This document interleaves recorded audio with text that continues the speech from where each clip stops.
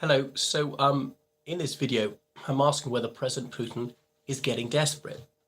Because why was he extending the olive branch to the United States, releasing Brittany Griner, admittedly in return for Viktor Bout? Partly so Putin wants his international criminals to know that he will strive might and main to get them released. But he thinks it also might be opening negotiations with the United States, with NATO countries more broadly. It's time to parley because he knows if they leave Ukraine in the lurch, he can crush Ukraine's sheer weight of metal. We'll tell, it's just numbers.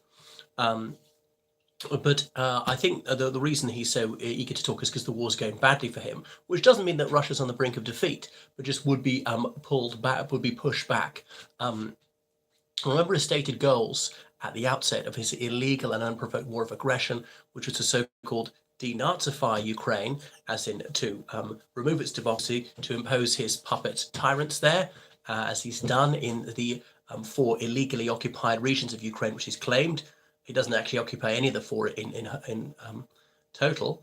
And to demilitarize it, to deprive Ukraine of a military, which is its right as a sovereign state. And of course, Ukraine needs a military more than anybody else because it's got an ultra-aggressive neighbor to its east, which is trying to annihilate it as a sovereign state, which has deliberately killed at least several thousand of its civilians. This is not collateral damage. This is knowing them to be civilians and killing them anyway in massacres such as Bucha as well.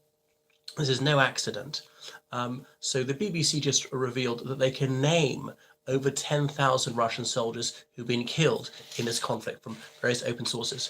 So at least 10,000. Now there'll be others whose names are not known, but through open sources published posts, local newspaper articles about the funerals of various soldiers. So we could conservatively estimate at least double that. This is the real number of Russian fatalities in this war since February. And for every 1 killed, there are about 3 wounded. Now, a wound could be very minor, it could just be 1 drop of blood, or a wound could be very severe, like being a quadruple amputee or something.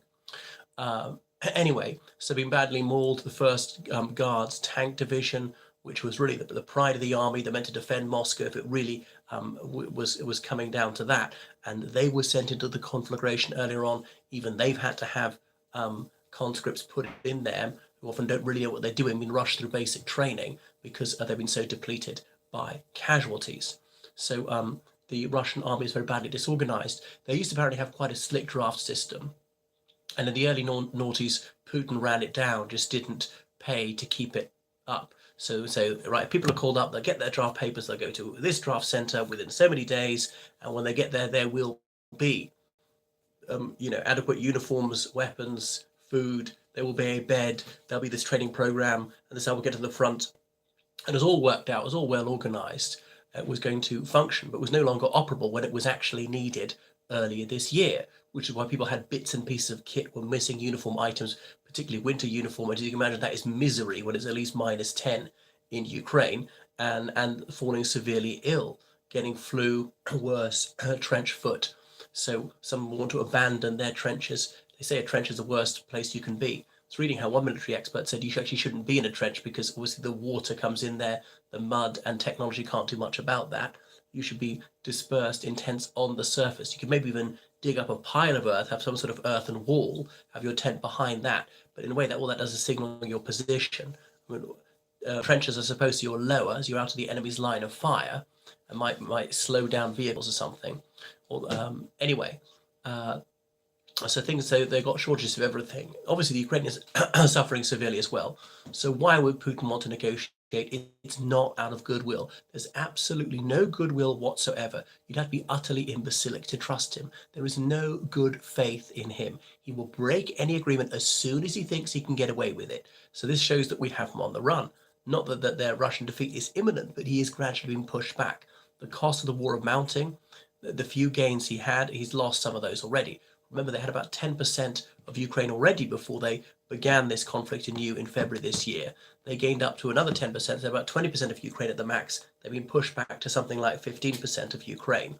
And they've been slowly pushed back at that, despite their heavy attacks in East Ukraine. But so they say that obviously the war slows down in winter, although actually when the ground's really frozen, that can actually be rather good for some vehicles, rather than being terribly muddy.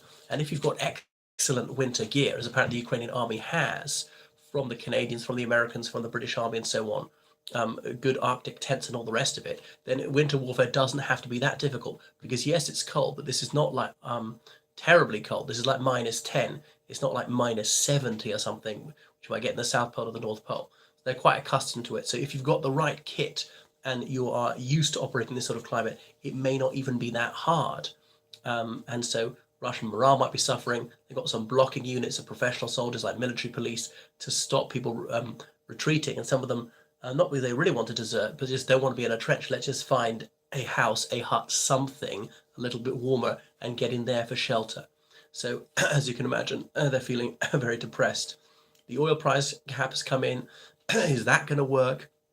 That would squeeze the Russian economy further. So he's really brought in a totalitarianism in Russia with this new gay propaganda law. So anything encouraging homosexuality amongst consenting adults is a crime now. I suppose a gay dating app, any art showing two women snogging each other, two men, or anything like that. I suppose a bit about man Tchaikovsky, as Pyotr Tchaikovsky, Russia's most exalted composer, was a homosexualist. He's the one who composed the 1812 Overture, one of the most renowned pieces of Russian patriotic music. And indeed the Coronation March, which Putin had played at his inauguration. Sorry, coronation. As president, Putin, who thinks he's the reincarnation of Peter the Great, not literally. And of course, he's from St. Peter the Great's city, St. Petersburg. That's another lie that Putin told, claiming it was always Russian land. It was actually Swedish territory. The Ruskies pushed them out of it at the mouth of the river Neva. So it's because Russia's doing badly. He'd quite like a pause, time to regroup, get more weapons in from Iran, North Korea, whatever it is, to ease off the sanctions. So I think this may be precisely what we should not be doing, just to redouble the armament shipments, to increase arms sales to Ukraine. And actually the cost of doing that versus the cost of actually fighting Russia is minimal. And it'd be better that Russia was comprehensively defeated now. The Putin regime was overthrown. Russia became a free country, no longer a threat to the world and to itself. And that would be a huge saving in the long run. That would be a peace dividend. Ukraine has got to be seen to be victorious, to save its freedom. And then Russia could have a reformation as well. Be gone with Putin and his cronies. Maybe have real democracy. All right, maybe they want dictatorship, but not be trying to oppress their neighbors, invading them, murdering presidents and peaceful dissidents abroad, and backing up every unsavory regime there is around the globe. So it's because it's going badly that Putin would like a ceasefire, would like some recognition of his illegal gains, even if it's not an explicitly legal recognition. Well, thank you so much for watching my channel. And please help me get better. Donate on PayPal, georgecallahan79@gmail.com. Goodbye.